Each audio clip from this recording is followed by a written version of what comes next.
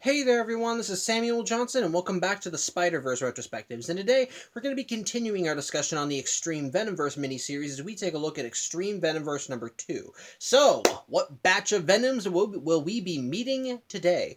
Well, let's start off with a world that's kind of another divergence from when Spider-Man ditched the original black costume. Now, last issue, we were shown a world where Spider-Man died when he tried forcing the symbiote off in the Our Lady of Saints Church, wherein the symbiote felt guilty about that and wound up bonding with Eddie Brock to become a new Spider-Man. But in this reality, we go a little bit further back in the series of events. In this case, back to when Peter first became aware that the symbiote was, well, a symbiote.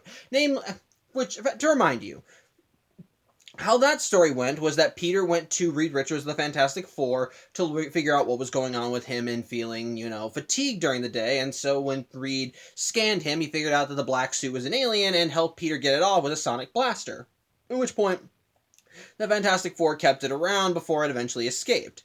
However, the point of divergence comes from when after the symbiote is taken off of Peter. In this case, Reed has the symbiote all locked up tight inside its glass casing, and he pretty much just wants to study it because, hey, this is a new alien life form. He wants to see what makes it tick, and hey, if this thing could act as Spidey's costume, maybe if they could find a way to replicate it or have it reproduced, they could actually create new forms of clothing, something that would make unstable molecule costumes like the ones the Fantastic Four use a thing of the past. Either way, though, as he mulls this over, he decides he needs to go check back in on Spider-Man, since this is after Spidey got rid of the costume, and, well, Johnny volunteered to get him a new replacement suit that he can wear until he at least gets back home, which wound up becoming what is famously known as the Bombastic Bagman suit, wherein Spider-Man wears a spare Fantastic Four uniform, his mask is a bag that Johnny cut eye holes out of, and Johnny, just as a kind of vinyl prank to Peter, wound up putting a "kick me" sign on his back, so,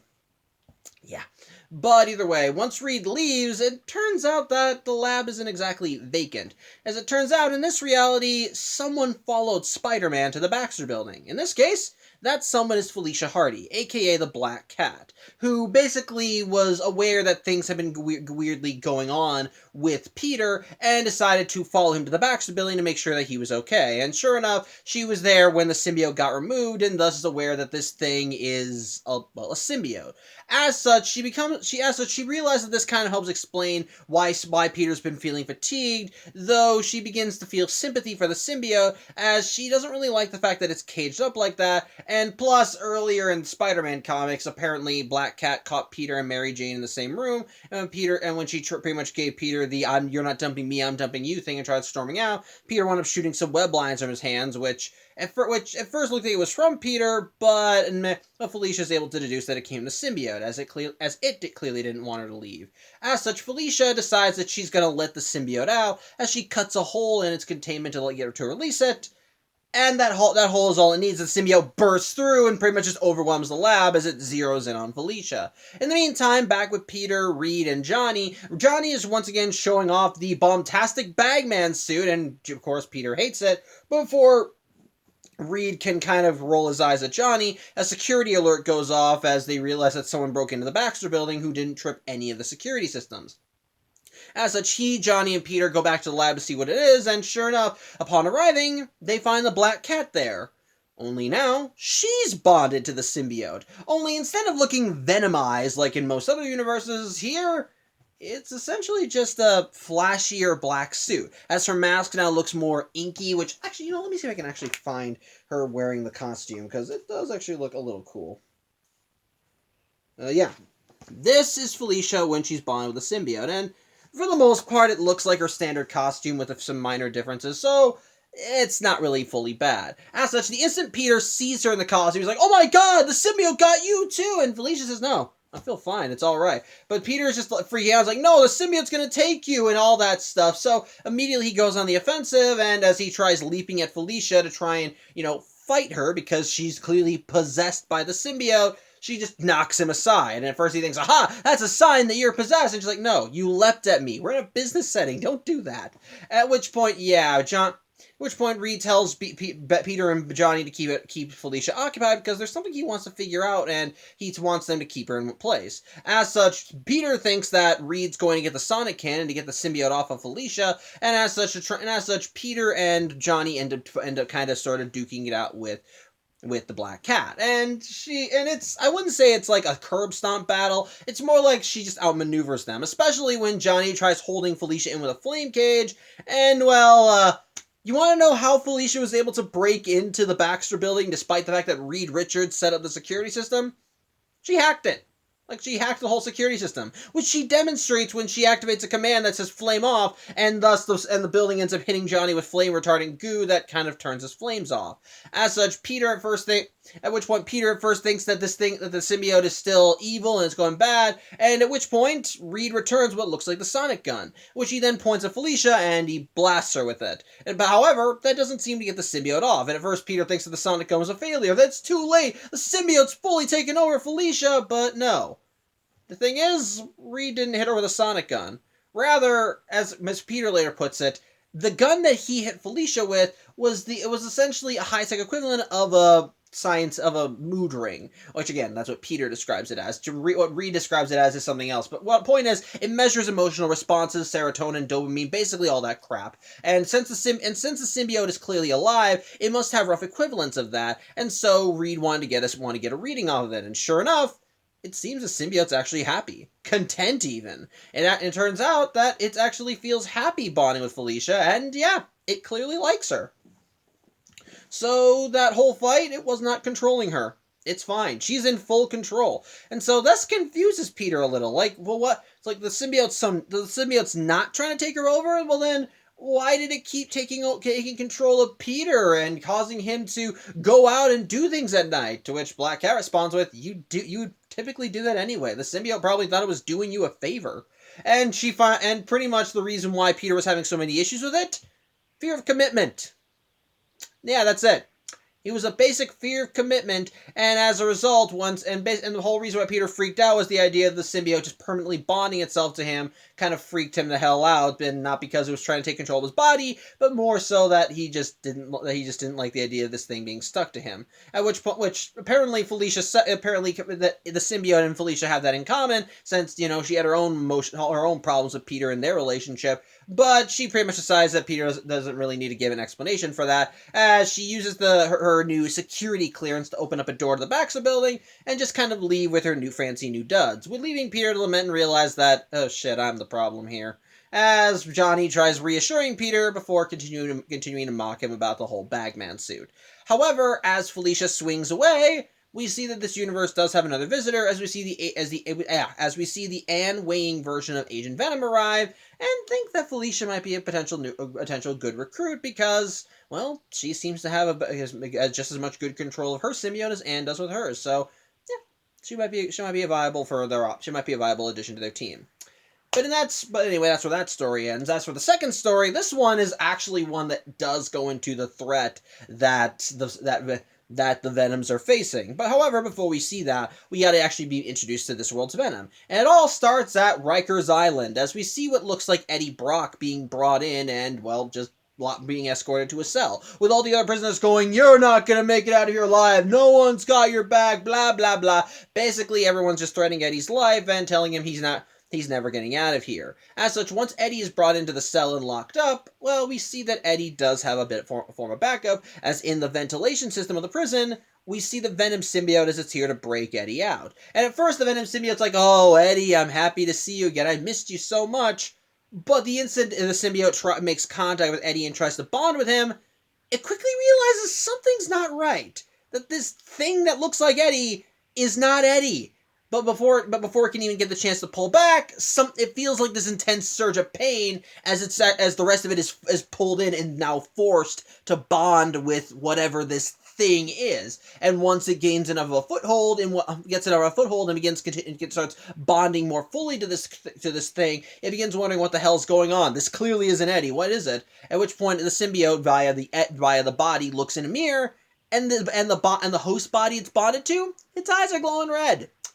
Yeah, this is not really Eddie Brock. This is in fact a life model decoy, something that typically S.H.I.E.L.D. utilizes for, well, decoy work. Essentially, think of it like if you're a queen who needs to make public appearances, but you throw a body double in to take your place. That's what a life model decoy is. For the most part, it does look a lot like a regular human, and if you cut into it, it will feel human. It has blood. The skin feels real. It can pretty much just pass for human in many regards, but beneath the skin, it's a synthetic organism. It's got robotics. It's got electricity.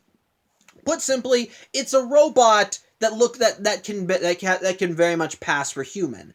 And well, yeah, this life model decoy version of Eddie was a trap for the symbiote. As the symbiote is further bonding with this life model decoy, immediately the cell is broken into by Agents of S.H.I.E.L.D., led by a man by the name of Dum Dum Dugan, who I'm sure if you're a Marvel fan you're fully aware of. But yeah, he's an agent of S.H.I.E.L.D., mostly affiliated with Nick Fury, who wears a bowler hat. That S.H.I.E.L.D.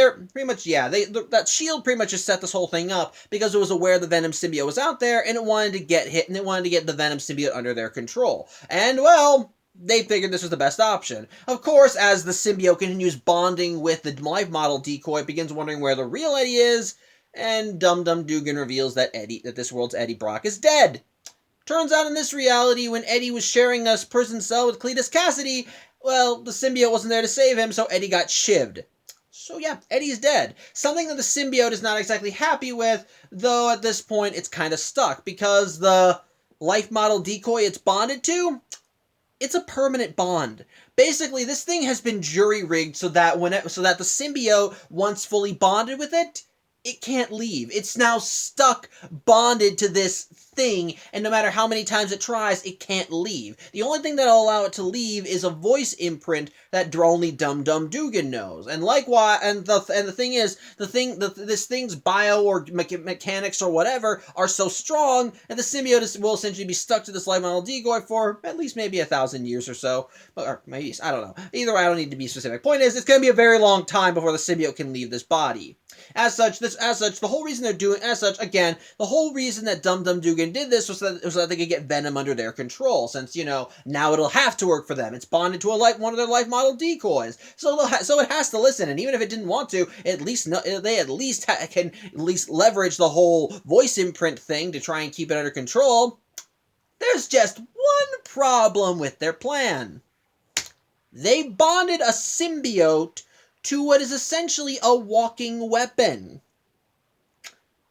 They're fucked. Which Venom immediately demonstrates, as in him is bonding with the life model decoy, he's able to hack more into its systems and deactivate some of the safeguards that S.H.I.E.L.D. put in. Specifically, the locks on the weapon systems.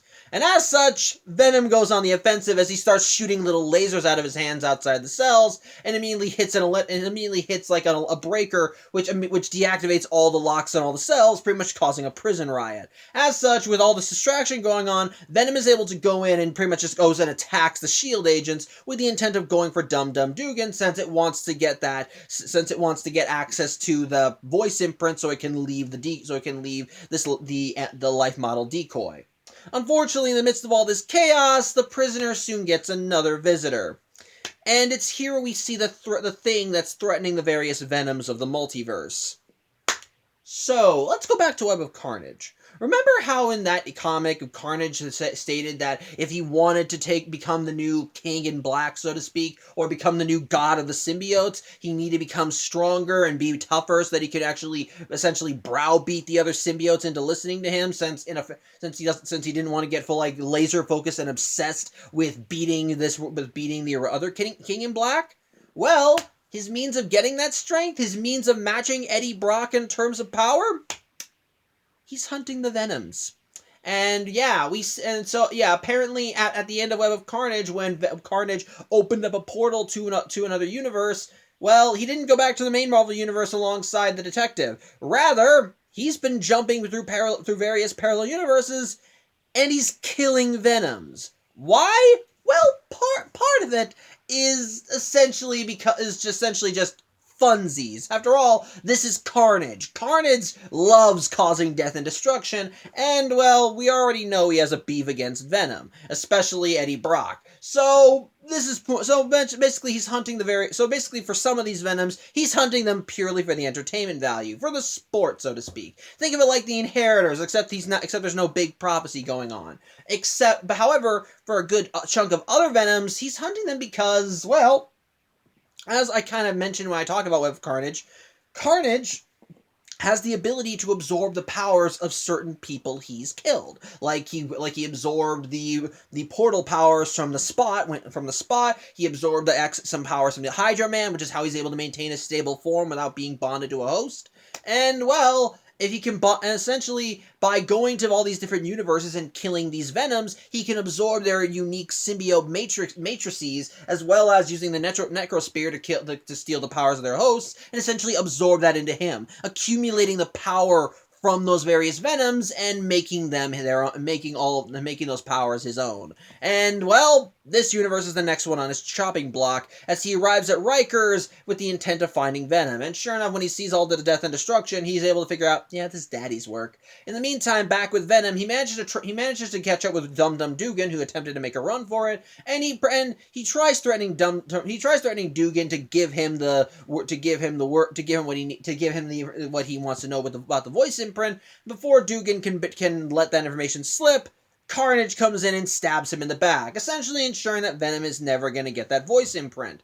And so, when Venom sees Carnage, well, he has no idea who he is. After all, the circumstances that would have created Carnage never happened in this universe, so Venom's offspring is a complete mystery to him. But it doesn't really matter, because Carnage still sees this life model Venom, and so he decides, fuck it, I want to kill you. And so the two symbiote-powered individuals duke it out with one another as they start breaking through the various walls of the prison, start fighting it out, actually putting up a good fight until they get to the MRI room, where they turn the MRI machine, which ends up hitting some of Venom's circuits, plus all the symbiote stuff, and almost actually hurts him, paralyzing him enough for Carnage to get a few decent hits in, actually kind of tearing into his body, ripping off some of his skin, essentially actually hurting him. And of course, Carnage is taking this opportunity to mock Venom, talk about how weak he is, how he's getting the full human experience by feeling pain. But the thing is, the life model decoy still has some tricks up its sleeve, and so as Venom recuperates from the surge from the MRI, he pulls in another one of his weapons. A sonic cannon, which he immediately uses as he turns it on Carnage, who, before he can mount a counteroffense to that, he gets blasted right into the roof and out of Riker. So, yeah, the LMF managed to defeat Carnage, though kill him, that's a different story. And sure enough, as LMF, or the life model Venom, as we're gonna call him, kind of savors his victory, another portal opens, and from it comes the Agent Venom version of Anne Weying, who is currently not in Agent Venom attire. Rather, she actually is running with some of her other agents who are also bonded to their own versions of the Venom symbiote, as she's here looking for this world's Venom because, well, they detected that Carnage was here, and, well, they wanted to save this world's Venom before he was killed. As such, once she sees the LMF, she tries letting him know, hey, we're here to rescue him in this prison. But the story ends as the LMF states that they don't understand. Right now, he's already the prison, and he's got a life sentence. So, that's how the story ends. Especially since we see that the MRI didn't do enough damage, as we see that Venom's arm is sparking with electricity and looking more like a robot arm. So there you go. But from there, we get to the final story in this world of this issue, and this is one that I was a little odd. This was the one that I was a little kind of cautious of, mostly because this story focuses on the 1602 version of Venom. But this is where I kind of scratched my chin a little. You see, prior to this miniseries, the 1602 universe has been revisited in other stories. I probably might have mentioned this before, but one of the tie-ins to Secret Wars was a miniseries called 1602, Witch Hunter Angela, as one of the universes that was used to make the new battle world in that Secret Wars was a 1602 universe. And so Witch Hunter Angela focused on that region of battle world and focused on that world's version of the superhero Angela, as she was hunting various beings called Faustians, beings who had made a bargain with this eldritch with this eldritch goddess who gave them their heart's desire, but also kind of turned them into monsters. And one of those Faustians was the 1602 version of Eddie Brock, called Edward Brock here, who basically made a deal with this, who made a deal to get a potion to get the love of his life. And as a part of that deal, he could transform into what was called a venomous monster. And when he demonstrated that form in said series before he was eventually killed by Angela. So I'm kind of wondering, I was just kind of wondering how they were going to handle this in this story, since, again, it doesn't feel like they would just bring him back, and if they tried using Eddie Brock again, it feels like that they would just be ignoring what happened in Witch Hunter Angela. Well, turns out they actually do something creative. In this case, the new Venom of this universe is not Eddie Brock, but rather a court jester by the name of Skeleton, who I'm not going to say his first name. I can't pronounce it. It's Hieronymus, I think? I don't know. I cannot pronounce it. If I try reading it, I'll probably get it wrong. My point is, he is actually playing host to this world's version of the Venom symbiote, which I'm okay with. We already saw in previous Spider-Verse related material that there are still symbiotes in the 1602 universe. We saw that with Web Warriors, with the Six Men of Sinistry, and in that world's version of Carnage. So it makes sense that there would also be a Venom symbiote. And like I said, Skeleton's playing host to it. And well, Skeleton is kind of a rare breed. And I don't mean that in the sense of him being the host of the Venom symbiote. No, rather, court jesters are apparently dying off. Why? Well, apparently there's a plague going around currently called the Red Death. And while this world's version of Doc Ock, called Baron Victor Octavius, is looking for a cure, though, which I'm surprised by since I thought he was dead. Basically, my point is this. The Red Death is going around trying to killing people, and so the prince of this land has decided that if everything's going to hell, at the very least he can save as many people as they can, and why not have fun? Which is why Skeleton is here, as he's part of the entertainment. And yes, Skeleton very much keeps showing off that he's bonded to the Venom symbiote as he goes full Venom at the party, but he doesn't actually kill anyone. He's a court jester. He's there to give some laughs, provide some merriment. He's just doing his own thing. He's not here to cause problems. So everyone's okay with the monster-faced guy because, hey, he's fun. But ultimately, their celebrations kind of come to an end as a new visitor arrives. A man in a red cloak with a skull mask and a big pompadour on his head, who basically is a little appalled that they would hold a party without him. And at which point the prince wonders who the hell this guy is, since he wasn't on the guest list, and figures that this guy is a party crasher who they want to unmask so that they can at least know who they're going to hang in the morning.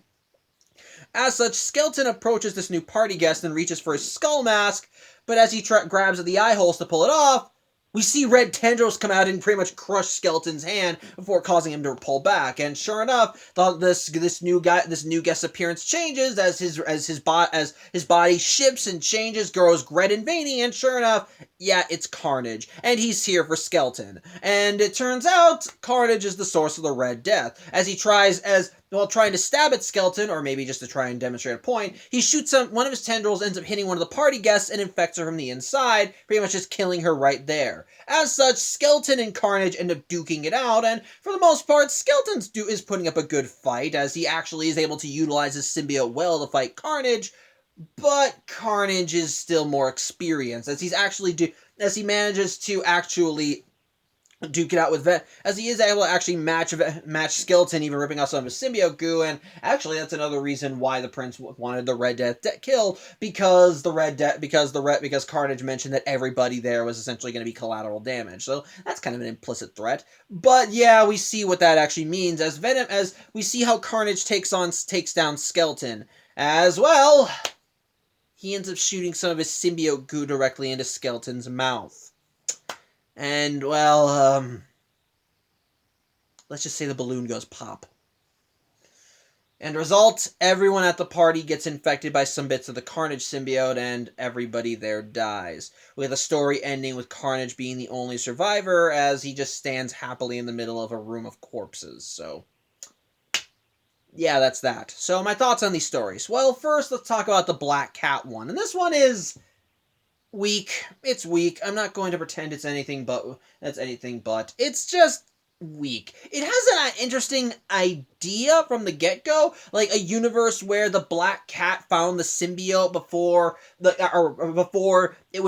tried to force itself back on Peter, which eventually resulted in it going to Eddie Brock. But from there, it feels like it kind of just peters out. Mostly because the whole idea is that Felicia's a better fit for the symbiote, so there's no problems. I mean, there are problems because the heroes believe that with Felicia bonded to the symbiote, it's going to try and take control of her body, but then we learn that apparently the whole issue is Peter, which, I don't really like that. I don't know why. I mean, it's sort of implied in the original story that part of the reason why the symbiote did what it did was because it genuinely wanted a bond with Peter, but then once he learned it was alive, he just tried getting rid of it, which I admit I would be creeped out too, especially if this thing was taking my body out for joyrides every night. But at the very least, it still kind of feels like it still feels a little heavy-handed in that regard because it squarely puts all the blame on Peter as the cause of the problems. That the symbiote just wanted to help Peter, but he turned it away, and now it's with Felicia. Like, okay. Is that it? That's literally it. It's literally just symbiote goes with Felicia. She's a better fit, and so the story ends with Peter feeling dejected as we see Felicia just swinging away in her new duds, which of course come with some grand spanking new spider power since it's still the Venom symbiote. As such, the story feels just kind of dumb. It feels anticlimactic, like it just peters out. Like you have an interesting idea there with having Felicia bond with a symbiote, but then likewise, it just kind of goes nowhere. It just kind of feels like it feels like we kind of stop before we get to an interesting point. Like, wouldn't it have been cool if Felicia did at first turn out to be did start getting taken over by the symbiote? Like she was aggressive towards Peter and angry about being rejected, but then Peter was able to get through to her, and the symbiote and Felicia inside was able to like reason with the symbiote and say, "No, I understand your pain. We can work together," and thus they end up forming a stronger bond. And then when Peter realizes that that's all the symbiote wanted, I felt that would have been a lot better. I feel like it would have been actually cool to see Felicia actually overcome the symbiote and actually form that mutual understanding with it. It would have still gotten the message across because it would have still showcased that Peter just wasn't a good fit for the symbiote, and he would have realized, oh, I was the problem there. But it would have still given us a more interesting story. Instead, it's just Felicia gets a symbiote, everything works out.